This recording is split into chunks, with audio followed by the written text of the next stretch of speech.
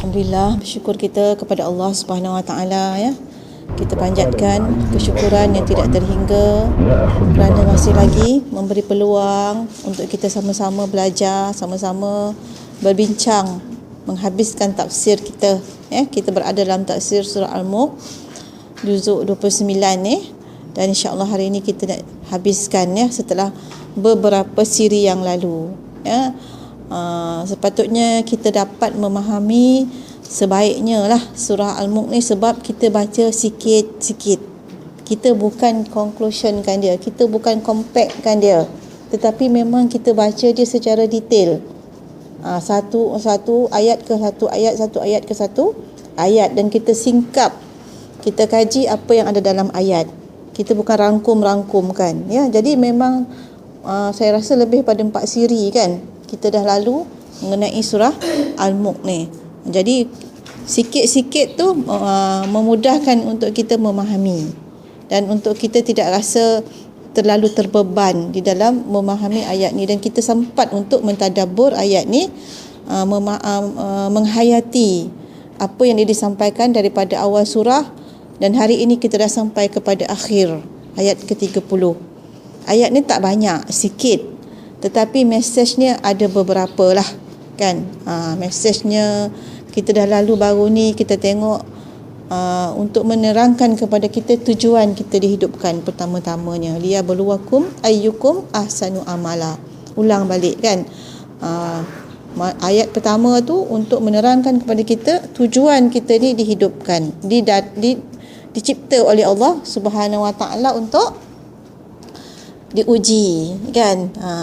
Jadi kita apabila berlakunya apa-apa musibah, tidak bolehlah merasa kecewa atau tidak menerima takdir kan, rasa putus asa dan sebagainya, tetapi kita kena yakin itu adalah perancangan Allah terhadap kita ya, ujian Allah untuk memastikan kita ni betul-betul beriman kepada Allah, beriman kepada hari kiamat kan, beriman kepada qada dan qadar, beriman kepada Al-Quran, beriman kepada Rasul dan sebagainya kan. Itu yang pertama, kita tahu dengan baca surah Al-Mulk ni insya-Allah kita faham kita tujuan kita ni diciptakan. Kemudian selepas itulah didatangkan beberapa bukti-bukti kebesaran Allah Subhanahu Wa Taala, kudrat, kekuasaan Allah di dalam penciptaan dia, langitnya, burung-burungnya kan, mencipta manusia tu sendiri kan. Banyak kita dah lalu begitu tentang Allah mengatakan bahawa penciptaan adalah tanda kekuasaan Allah Subhanahu Wa Taala. Hari ni kita tengok dalam bab yang terakhir ni ya, tentang surah Al-Mulk ni, ayat 28 hingga ayat ke-30 insya-Allah ya. Nak baca sama-sama surah ni, ayat yang terakhir ni. Mari kita baca sama-sama ayat 28 hingga 30. A'udzubillahi minasyaitonir rajim. Bismillahirrahmanirrahim. Qul ara'aytum in ahlakani Allah wa man ma'iya aw rahimana faman yujirul kafirina min 'adzabin alim. Qul huwar rahmanu amanna bihi wa 'alaihi tawakkalna فستعلمون من هو في ضلال مبين. قل أرأيتم إن أصبح ماؤكم غورا فمن يأتيكم بماء معين. صدق الله العظيم. Ya, ayat ni tak banyak, 3 ayat ya, tetapi ayat penutup lah kita kata kan. Ayat ni menyimpulkan jugalah bila ayat ni menceritakan tentang Kalau dulu menceritakan tentang kekuasaan Allah, ditutup juga tentang kekuasaan Allah Subhanahu wa taala. Tanyakanlah wahai Muhammad kepada mereka. Ya, dalam surah Al-Mulk ni banyak perkataan suruh Nabi Muhammad, mengajar Nabi Muhammad bagaimana untuk berhadapan dengan orang-orang kafir. Ya, jadi kita ni kul ara'aitum. Katakanlah siapa tu? Nak cakap pada siapa? Pada Nabi Muhammad. Nabi Muhammad kata, Allah kata kepada Nabi Muhammad, wahai Muhammad, katakanlah kepada mereka. Mereka tu siapa? Orang-orang kafir. Bagaimana fikiran kamu jika Allah binasakan daku dan orang-orang yang bersama denganku? Sebahagian yang kamu harap-harapkan, dan dia memberi rahmat kepada kami sehingga kami dapat mengalahkan kamu, maka siapakah yang dapat melindungi orang kafir dari azab seksa yang amat pedih? Ya, dalam ayat ni nanti kita tengok asbabun nuzul, kita tengok makna dulu ya. Yang ke-29, tegaskanlah wahai Muhammad. Ya, sekali lagi kul. Rasulullah mengajar lagi kepada Nabi Muhammad SAW, katakan bahawa tidak boleh menyelamatkan hanyalah yang Maha Pemurah. Kami semua beriman, bertawakal kepadanya. Kelak kami akan insaf, sedar siapakah yang sebenarnya berada dalam kesesatan yang nyata. Dan diakhiri lagi dengan kul. Ini juga adalah 3 kul. Kita kul huwallah tu bukan tu je 3 kul. Ini pun 3 kul juga ni. Ya? Katakanlah bagaimana fikiran kamu sekiranya air kamu mendap lenyap di telan bumi, maka siapakah selain Allah yang dapat membawakannya kepada kamu yang sentiasa mengalir. Jadi dalam surah Al-Mulk ni ditinggalkan dalam bentuk soalan. Soalan yang kita sendiri kena jawab. Ya. Sebelum ni Allah ajar tanya pada Rasulullah, tapi jawapannya tu adalah kembali balik kepada keimanan kita lah nak menjawabnya kan. Jadi apa sebabnya ayat ni diturunkan? Puan-puan yang dirahmati Allah, cuba kita tengok apa dia tentang sebab turun ayat.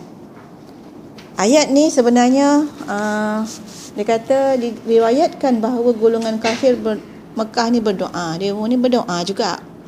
Sebab dia tahu usaha mereka tu tak boleh dengan tulang pak kerat, dia harap kepada doa juga. Dia berdoa agar Rasulullah SAW dan orang beriman dibinasakan. Nak katanya sebenarnya pertembungan di antara hak dan batil, di antara kebenaran dan kekafiran tu di zaman Rasulullah tu sangat sengit. Sampai pun hari ini, ya, pertembungan di antara kebenaran dan kebatilan itu sangat sengit sehingga orang kafir ni seolah-olah nak surrender. Dan dia berdoa kepada Allah supaya dibinasakan Nabi Muhammad dan kaum-kaumnya. Maknanya kalau dah binasa, dah hapus, tak payah nak lawan lagi dah. Kan? Mereka dah rasa sangat payah sangat nak kalahkan orang Islam. Kalah sangat nak menjatuhkan Nabi Muhammad SAW dengan kaum-kaum dia. Sampai didoakan supaya dihapuskan. Hancur leburlah umat Muhammad dan pengikut-pengikutnya. Kan? Jadi apabila orang kafir berangan-angan demikian, berdoa demikian, maknanya dia minta lah supaya Nabi Muhammad ni dihapuskan. Kan, kalau perang tu mati semua. Jadi Allah turunkan ayat ini. Ayat ni Allah kata apa? Kul ara'aitum in ahlakani Allahu wa man ma'iya. Cuba kita tengok ayat ni satu-satu ya. Kul ara'aitum, katakanlah bagaimana pada fikiran kamu, apa pendapat kamu jika Allah binasakan aku. Nabi Muhammad kata dekat orang kafir, agak macam mana lah kata kalau Allah hapuskan aku ni, Nabi Muhammad ni dan pengikut-pengikutku, orang yang bersama denganku ni, sebagaimana yang kamu harapkan, dan dia memberi rahmat kepada kami, maka siapakah yang dapat melindungi orang kafir dari azab pedih? Maknanya kat sini nak kata, walaupun Nabi Muhammad dah hapus, Allah takdirkan tak ada Nabi Muhammad tu memang kalah dalam peperangan ke ataupun Allah dihapuskan Nabi Muhammad ni, mereka tetap diseksa. Kan? Mereka orang-orang kafir ni tetap akan diseksa oleh Allah di hari kiamat. Mereka tak boleh nak lari. Ya?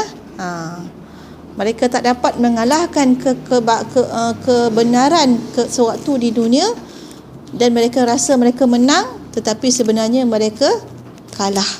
Ya, mereka akan diazab di akhirat nanti oleh Allah Subhanahu wa taala. Jadi mereka tak boleh rasa aman. Jadi kita sebenarnya pun begitulah. Walaupun kita kalah di dalam perjuangan melawan orang-orang kafir, kadang-kadang kita terkorban. Kan, berjihad, ramai di kalangan kita yang terkorban. Dan kita mengharapkan rahmat Allah, kan. Kita bahagia di sisi Allah Subhanahu wa taala, dan kita mengharapkan orang kafir tu mendapat balasan daripada Allah Subhanahu wa taala.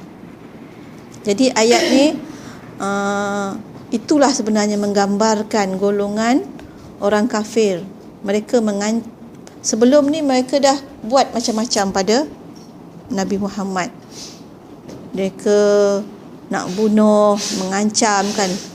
Sampai Rasulullah hijrah tu pun kita tahu cerita dia upah orang-orang dia yang kuat-kuat, pemuda-pemuda yang berbadan sasa dan semuanya tu kepung rumah Rasulullah, kan. Rasulullah berhijrah dengan Abu Bakar supaya kalau boleh nak bunuh Nabi, tapi tak dapat, kan. Dan pengikut-pengikut Nabi diseksa. Contohnya kita biasa dengar Bilal bin Rabah, kan. Dijemur di tengah panas, diletakkan batu besar di atas dadanya. Dan macam-macam lagi perbuatan orang kafir kepada orang Islam. Tapi dia tengok orang Islam ni tak kalah-kalah. Orang Islam ni masih tegar dengan perjuangan dia, memperjuangkan agama Islam yang baru, ingin menandingi agama nenek moyang mereka yang dulu tu, kan. Jadi mereka ni rasa macam hampir kecewa lah orang-orang kafir ni sebenarnya. Jadi mereka mendoakan supaya Nabi dan sahabat ini kalau pergi perang tu tak balik dah. Maksudnya gugur habis semua, kan. Hapus, ya. Jadi dekat sini kita tengok ayat lain, ya. Dia sebelum ni dia pada mulanya mereka menuntut agar ditentukan waktu hari perhimpunan, kebangkitan dan azab. Jadi mereka ni macam-macam dia minta, kan. Dia nak mengatakan tak nak terima dakwah Rasulullah ni, minta Rasulullah bawa bukti bila berlakunya hari kiamat, kan, bila berlakunya hari kebangkitan.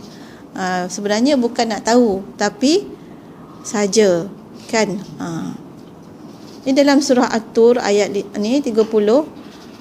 Am yaquluna sya'ir natarabbasu bihi raibal manun. Mereka menuduh Nabi Muhammad tuduhan yang bukan-bukan. Kita tahu, kan, Nabi Muhammad dituduh gila, dituduh orang ahli sihir, ya. Dan mereka mengatakan Nabi Muhammad ni syair, sebab dia tengok Nabi Muhammad ni bawa ayat Al-Quran. Al-Quran ni sebenarnya walaupun dia bahasa Arab, tapi dia tak sama dengan bahasa Arab yang orang Arab tu guna. Segi keindahan dia, dari segi penggunaan bahasa Arab tu sendiri lain daripada yang orang Arab lain guna. Itu sebabnya dia kata Nabi Muhammad ni tukang syair, ahli bahasa, mencipta Al-Quran. Tuduh macam-macam, kan.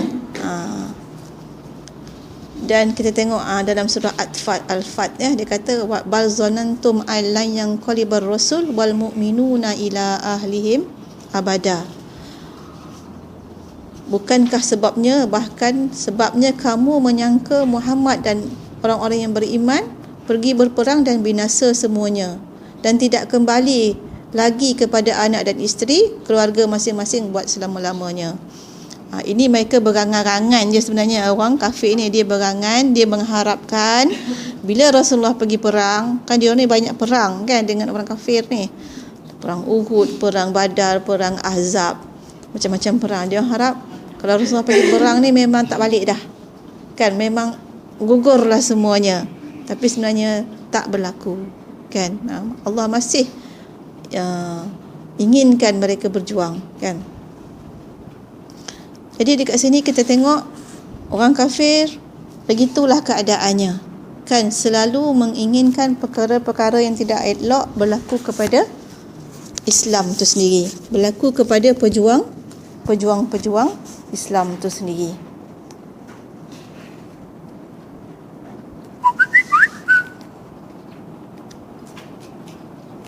Jadi kita tengok tafsir dan ulasan dekat sini.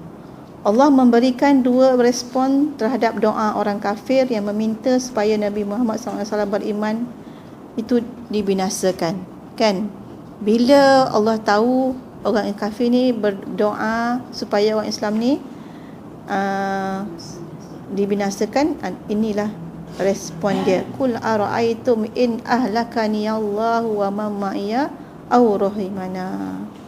Dia kata, jika Allah membinasakan Nabi Muhammad dan orang-orangnya sebagaimana yang kamu harapkan, dan dia memberi rahmat kepada kami, iaitu memberi rahmat itu ialah Allah memenangkan orang Islam, siapakah yang dapat melindungi orang kafir daripada azab yang pedih. Jadi dekat sini Allah nak mengatakan takkan mampu, takkan berlaku angan-angan kamu, ya, takkan berlaku angan-angan orang kafir, harapan orang kafir, sebab Allah sentiasa melindungi orang-orang Islam.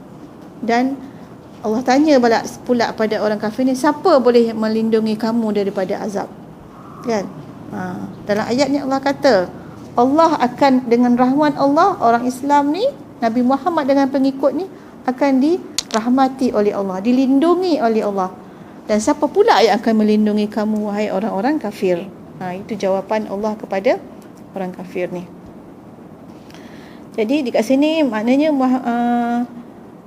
minta Nabi Muhammad sampaikan yang apa yang Allah maksudkan tu kepada orang kafir. Kata Muhammad, katakan kepada orang yang menyekutukan Allah ni, mengingkari nikmatnya, beritahu kepadaku apa faedahnya, manfaat yang dan kesenangan yang kamu perolehi sekiranya Allah membinasakan aku dan pengikutnya. Jadi maksudnya kat sini, kalau binasa pun Islam ni, hancur pun Islam ni, agama ni, apa yang mereka dapat tu tak ada manfaat pun, kan. Mereka hidup di dalam kebatilan tu, di dalam kesesatan tu, selamanya tidak bermanfaat. Dia rasa bila Nabi Muhammad wafat, hilang, mereka dapat jadi ketua, mereka dapat memimpin, mereka dapat menguasai Madinah. Jadi itulah mereka harapkan, mereka dapat menguasai Mekah. Tapi bagi Allah, kesenangan-kesenangan mereka peroleh itu tidak ada keberkatan, kan. Kesenangan-kesenangan yang mereka perolehi melalui jalan menghancurkan orang Islam tu tidak akan bererti sebenarnya. Jadi kat situ Allah nak templak, nak mengatakan bahawa mereka mesti menerima Islam tu, mesti menerima ajaran Nabi Muhammad tu, bukan menentang. Sebab sifat orang kafir ni suka menentang, dan dia nak menegakkan ideologi dia, dan dia nak menentang orang Islam. Sampai hari inilah, kan. Dia kalau boleh nak Islam ni jatuh. Di Angola kita tengok, kan. Kononnya perlembagaan dia tak menerima Islam, tak sesuai dengan perlembagaan dia, meruntuhkan masjid, kan, tolak Islam. Benda ni memang pertembungan antara kafir dan Islam, antara hak dan batil ni sampai kepada hari ini. Dan benda ni telah dilalui awal-awal lagi oleh Nabi Muhammad sallallahu alaihi wasallam. Jadi orang kafir ni memang kita tak boleh bagi muka pada dia, sebab sifat mereka daripada dulu macam ni, kan. Sebab itulah kalau dalam surah Al-Fat tu dia kata dengan orang kafir ni kita kena bertegas, dengan orang Islam kita kena ruhama, berkasih sayang. Kalau dengan kafir kena bertegas, ya. Sebab mereka menyekutukan Allah Subhanahu Wa Taala. Bukan sebab apa, bukan sebab kita nak jadi pemimpin, bukan sebab kita nak kuasa, tetapi sebab mereka mengingkari hukum hakam Allah Subhanahu Wa Taala. Kadang-kadang mereka memutar belikkan fakta. Dia kata orang Islam ni berjuang nakkan kuasa, nakkan tahta, nakkan harta. Tapi kita sebagai orang Islam kena faham kita berjuang bukan nak kuasa, bukan nak tahta, bukan nak kekayaan, tetapi untuk menegakkan agama Allah Subhanahu wa taala, ya.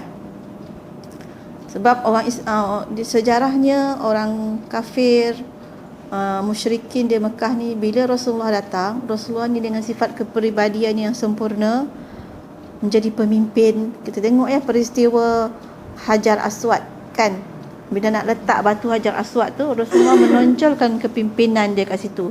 Bila orang bergaduh, dia bagi satu pendapat. Dia kata semua orang tak usah bergaduh lah, letak je batu ni dekat atas kain, semua orang pegang dekat penjuru kain ni, ikut banyak yang kaum-kaum yang bertelagah tu. Jadi masing-masing ada peluang nak angkat Hajar Aswad.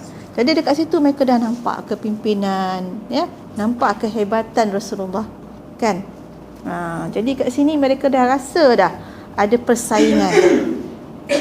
Mungkin orang-orang biasa ni dia tak rasa, yang rasa ni ketua-ketua ni, Abdullah bin Ubay kan, ketua-ketua musyrikin, Abu Sufyan. Mereka yang merancang. Mereka yang merancang untuk menghapuskan Rasulullah. Kalau kita tengok tadi tu peristiwa hijrah tu akhirnya tak jadi juga kan. Mereka upah orang-orang panglima-panglima dia mengepung rumah Rasulullah, tapi dia tertidur kan, sehingga Rasulullah letakkan pasir atas kepala mereka. Mereka bangun tengok Rasulullah dah tak ada dan kepala mereka berpasir kan. Jadi sebenarnya itu pertolongan Allah. Ni dalam kita membawa Islam ni macam itulah sebenarnya. Kita kena yakin yang kita bawa ni Allah punya, dan Allah juga yang akan membantu kita kan. Ada orang tak yakin dengan Islam, dia takut nanti kena bunuh, nanti kena tarik pangkat dia, datuk dia kena tarik, beasiswa anak dia kena tarik kan. Jadi inilah satu stigma ataupun momokkan yang kita yang dia jadi senjata orang Islam, orang kafir kepada kita kan. Jadi kita sebenarnya tengok balik sejarah, ya, Rasulullah berjuang dulu macam tu kan.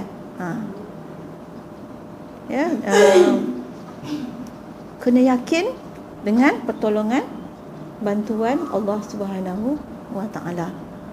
Jadi dalam kita sekarang ni, kita tak nampaklah berjuang apa ni, tapi dalam kita berjuang nak mengamalkan Islam kan. Berjuang nak menegakkan masjid, nak mengimarahkan surau, berjuang untuk mempertahankan sekolah-sekolah agama, berjuang untuk mempertahankan aurat, berjuang daripada diperkotak-katikkan kan. Kita tengok sekarang macam-macam dia orang secara halus kan. Dia jual pakaian, cuba perasan dekat Giant, mana datangnya kedai Thailand tu, duduk lama-lama kedai Thailand dekat tepi tu kan, jual baju yang pelik-pelik, skirt kecil, baju kecil. Yang belinya siapa?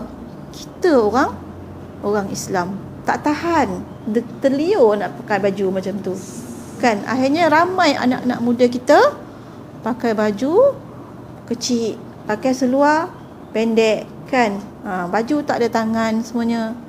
Jadi benda tu ajakan secara yang kita tak sedar kan. Dia letak kedai tu, hari-hari dia pamer baju dia, orang belek kan. Pakai kat rumah tak apalah kan. Kat rumah kita pun, kita sebagai orang perempuan ada anak bujang pun tak elok juga benda-benda macam tu kan. Anak-anak kita sesama adik-beradik pun dia jaga aurat dia.